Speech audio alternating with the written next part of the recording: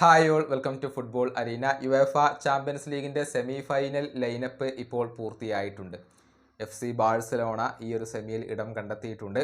അതുപോലെ തന്നെ ആഴ്സണൽ ഉണ്ട്, PSG ഉണ്ട്, അതുപോലെ തന്നെ ഇന്റർ മിലാൻ ഉണ്ട്. ഈ 4 ടീമുകളാണ് യോഗ്യത കരസ്ഥമാക്കിയിട്ടുള്ളത്.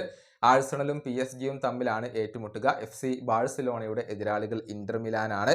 ഏതായാലും ഒപ്റ്റ അനലിസ്റ്റ് ഇതുമായി ബന്ധപ്പെട്ടുകൊണ്ടുള്ള പുതിയ വിശകലനം പുറത്തിറക്കിയിട്ടുണ്ട്. നിലവിൽ ഏറ്റവും കൂടുതൽ കിരീട സാധ്യതയുള്ളത് ആർക്കാണ് എന്നാണ് അവർ വിശകലനം ചെയ്തിട്ടുള്ളത്.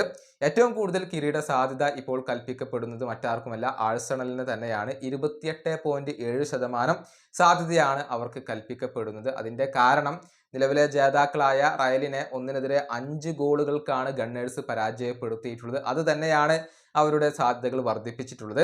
രണ്ടാം സ്ഥാനത്ത് ഇന്റർ മിലാൻ വരുന്നു. 25.5% അവരുടെ ഒരു കിരീട സാധ്യത വരുന്നത്. കരുത്തരായ ബയേണിനെ പരാജയപ്പെടുത്തിക്കൊണ്ടാണ് അവരിപ്പോൾ കടന്നു വരുന്നത്. PSG കിരീട സാധ്യത വരുന്നത് 24.0%.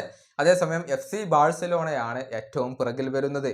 21.8% ബാഴ്സയുടെ ഒരു കിരീട സാധ്യത വരുന്നത്. അതിൻ്റെ കാരണം ബൊറൂസിയക്കെതിരെയുള്ള അവസാന മത്സരത്തിൽ അവർക്കൊരു വലിയ തോൽവി ഏറ്റുവാങ്ങേണ്ടി വന്നു എന്നുള്ളതാണ്. അത് ബാഴ്സയുടെ ആ ഒരു കിരീട സാധ്യതകളെ കുറക്കുകയാണ് ചെയ്തിട്ടുള്ളത്.